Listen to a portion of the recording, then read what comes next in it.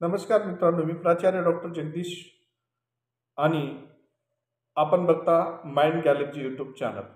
मित्रांनो, सर्वात महत्त्वाचं की टाइप्स ऑफ काउन्सिलिंग. काउन्सिलिंगचे वेगवेगळे प्रकार आहेत. ते कोणत्या कोणत्या प्रकारचे काउन्सिलिंग आहेत ते आपण बघणार आहोत.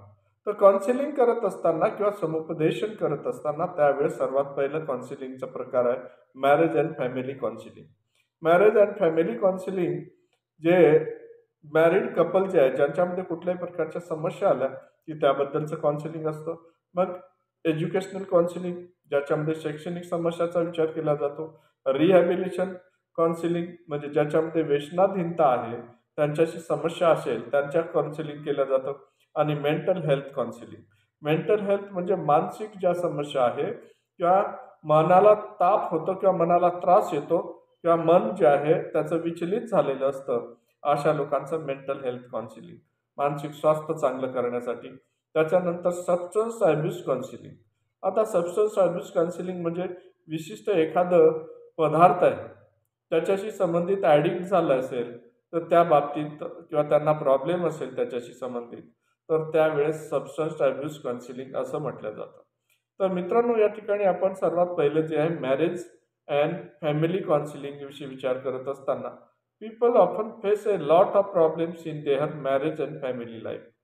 त्यांच्या वैवाहिक जीवनात बऱ्याच अशा अडचणी आलेल्या असतात की ज्या अडचणीमुळे सातत्यानं ते कुठल्या ना कुठल्या समस्येने ग्रस्त असतात.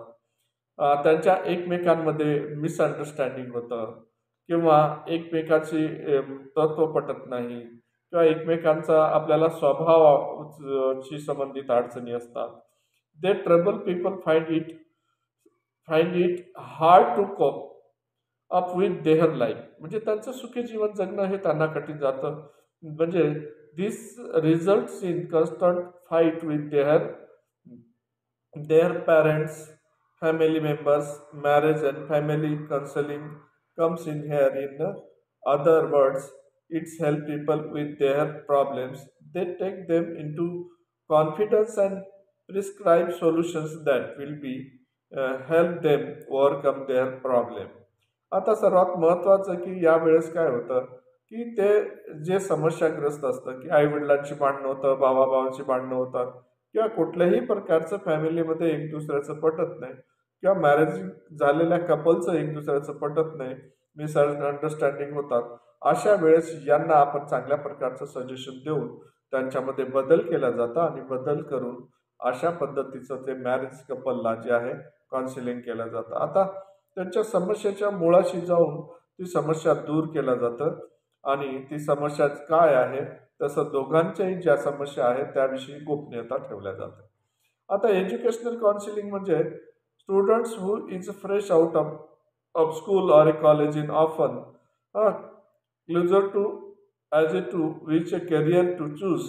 This is a completely normal for kids of that age to feel like that. आता आपण एक लक्षात घ्या की शाळेतून किंवा कॉलेजमधून बाहेर पडल्यानंतर त्या विद्यार्थ्यांना त्यांचं करिअर कुठलं निश्चित करायचं, त्यांचं भवितव्य काय असायला पाहिजे याविषयीचं मार्गदर्शन असतं. त्याला असं तो फील करतो की मला कुठलंही जमत नाही किंवा कुठल्या क्षेत्रात जायला पाहिजे, आपण कुठल्या क्षेत्रात काम करायला पाहिजे. ह्या ज्यावेळेस त्याला प्रॉब्लेम यायला लागतात त्यावेळेस आपण एज्युकेशनल काउन्सिलिंग करण्याची गरज पडते. त्यांना कसं कुठलं क्षेत्रात त्यांना जसं गणितीय आहे, भाषिक आहे किंवा त्याच्यामधले जे आहे त्यांचा IQ कसं आहे, त्यांना त्यांच्या कुवतीनुसार शिक्षण दिलं पाहिजे का, या सगळ्या गोष्टीबद्दल मार्गदर्शन किंवा त्यांना एक डायरेक्शन दिलं जातं की कुठल्या डायरेक्शनने गेला की तो व्यक्ती चांगल्या पद्धतीनं काय करेल, त्यांचं शिक्षण घेऊ शकेल आणि त्यांचा त्या पद्धतीनं त्यांचा प्रॉब्लेम. आता त्यानंतरचा रिहॅबिलिटेशन काउन्सिलिंग म्हणजे कुठल्या प्रकारचं जे आहे व्यसनाधीनता असेल त्यांना काउन्सिलिंग करायची गरज पडत असते. This type of counselling refers to a practice where the counselor helps people with their emotional and physical disabilities. From there, these counselor teach these people way to live independently and maintain a gainful gainful employment. It involves that the strength and limitations of their patience. In short, they help people in guiding them and assisting them to lead independent lives. आता या लोकांचं कसं आहे की रिहॅबिलिटेशनमध्ये या व्यक्ती कशाचं ना कशा पद्धतीचं त्यांना एक त्यांच्या सवयीचा भाग जो आहे त्याच्यामध्ये तो फिजिकली किंवा इमोशनली डिसॅबल समजतोय किंवा डिसेबल असतोय. जर तो डिसेबल असेल, त्यांना प्रॉब्लेम असेल आणि त्यांना इतर समाजाच्या सर्व व्यक्तीपासून त्यांना वेगळं समजत असेल आणि त्यामुळे तो फ्रस्ट्रेशन येतं त्यांना किंवा कुठल्याही प्रकारच्या अडचणी येतात. त्यांना शिकवत असताना सुद्धा त्यांना जर डोळ्यांनी आहे, कानांनी डिसेबल असेल, तसे प्रॉब्लेम्स असेल, तर त्या ठिकाणी रिहॅबिलिटेशन सेंटरच्या ठिकाणी त्यांना स्पेशली इंडिपेंडेंटली त्यांना सगळ्या गोष्टी तसे सगळे विद्यार्थी असतात त्यांना त्यांच्या एक वेगळ्या मेथड वापरल्या जाते. त्या मेथडने त्यांना एज्युकेशन दिलं जातं. त्यांचं एम्प्लॉयमेंट सुद्धा तशाच पद्धतीचं उपलब्ध करून दिलं जातं, जे डिसेबल आहे त्यांच्यासाठी. आणि त्यांना टीचिंगची मेथड सुद्धा इंडिपेंडेंटली वेगळे वापरले जातं. आणि त्यांना या पद्धतीनं त्यांना कसं केलं जातं, त्यांचे लिमिटेशन्स लक्षात घेऊन त्यांना जे आहे त्या पद्धतीचं वागणूक दिलं जातं आणि त्यांचं एक मनोबल वाढून त्यांना इंडिपेंडेंटली त्यांचं जीवन जगता यावं अशा प्रकारचं त्यांना ती सोय उपलब्ध करून देण्याचा काउन्सिलिंग सुद्धा त्यांना मार्गदर्शन करतो आणि त्या पद्धतीनं मार्गदर्शन केलं जातं. आता मेंटल हेल्थ काउन्सिलिंग ज्याला म्हणतो आपण, मेंटल इलनेस ज्याला असतं, दी mental illness has became a very common this day. Awareness has helped people identify the symptoms of it and visit a mental health counselor. Mental health counseling help people deal with issues that impact their mental health and well-being. Some of the mental illness are depression, PTSD, ADHD, bipolar disorder, and more. This counseling focus on these issues and help in resolving them for the healthier life.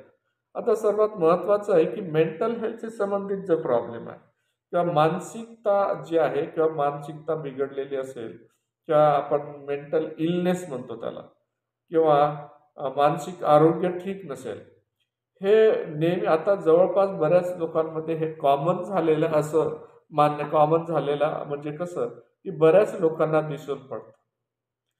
त्याचे symptoms ज्यावेळेस दिसून पडतात त्यावेळेस त्यांना प्रत्यक्षात जे आहे mental health counsellor जवळ घेऊन केलं जातं आणि त्याच्यानंतर गेल्यानंतर त्यांचे मेंटल हेल्थ विषयीचं काही टेस्टिंग केल्या जातात आणि त्यांना ते ओळखून त्यांचा प्रॉब्लेम काय आहे त्यांना मार्गदर्शन केलं जातं की कुठल्यामुळे ते असे झाले आहेत, त्यांचं काय प्रॉब्लेम झाला आहे, त्यांना ह्या सगळ्या गोष्टी का अशा प्रॉब्लेम क्रिएट होतात, त्यांना मानसिक आरोग्य स्वास्थ्य का ठीक राहत नाही, त्यांच्यात डिप्रेशन असेल, त्याचं फ्रस्ट्रेशन असेल, पर्सनॅलिटीचा प्रॉब्लेम असेल, एन्झायटी डिसऑर्डर असेल, हेडेक असेल, बायपोलर डिसऑर्डर आहे, स्किझोफ्रेनिया आहे, अशा बऱ्याच प्रॉब्लेम असतात.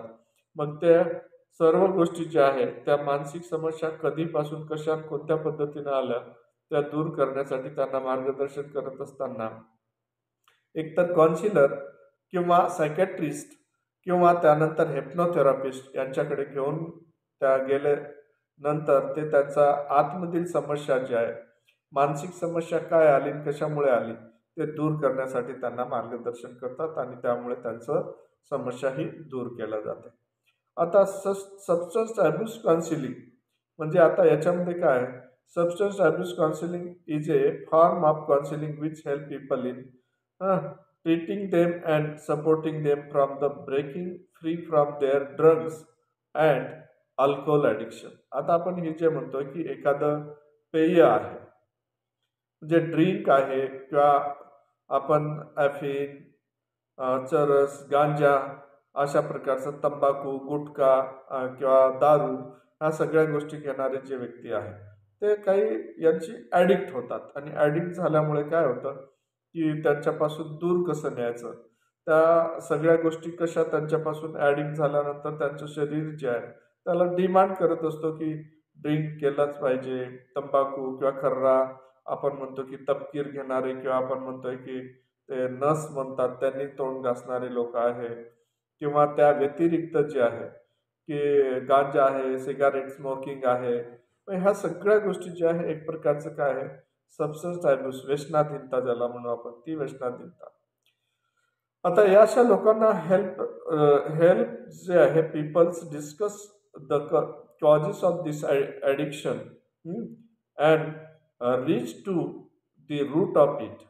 Then consular therapy suggested coping strategy which make a positive impact on their lives, and moreover they also provide them with practicing skills and behaviors which helps in their recovery.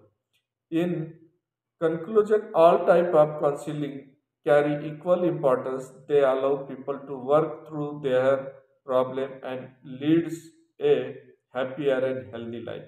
आता सर्वात महत्त्वाचं की यांना ज्या अशा पद्धतीच्या ज्या व्यसनाधीनता जडलेली आहे त्याच्यापासून दूर ठेवण्यासाठी वेगवेगळ्या प्रकारच्या जसं अल्कोहोलिक ॲडिक्शन आहे. मग त्याच्यापासून दूर ठेवण्यासाठी काही त्यांना औषध उपचारही दिल्या जातं किंवा काही टेक्निक्स सांगितल्या जातं. मनावरचं नियंत्रण कसं आणायचं ते ठेवलं जातं आणि अंतर्मनापासून ते काय त्यांचं माइंड जे आहे रिप्रोग्रामिंग करून त्यांना बऱ्याच वेळेस हिप्नॉटिझमने सुद्धा अत्यंत चांगल्या प्रकारचा यांच्यावर उपयोग होतो आणि त्यानुसार जे हिप्नोटाईज करून त्यांचं अगदी जे ॲडिक्शन झालं त्याचं रूटपर्यंत त्याच्या मुळापर्यंत पोहोचून ते ॲडिक्शन का झालं, कशामुळे झालं आणि ते कसं दूर करता येईल.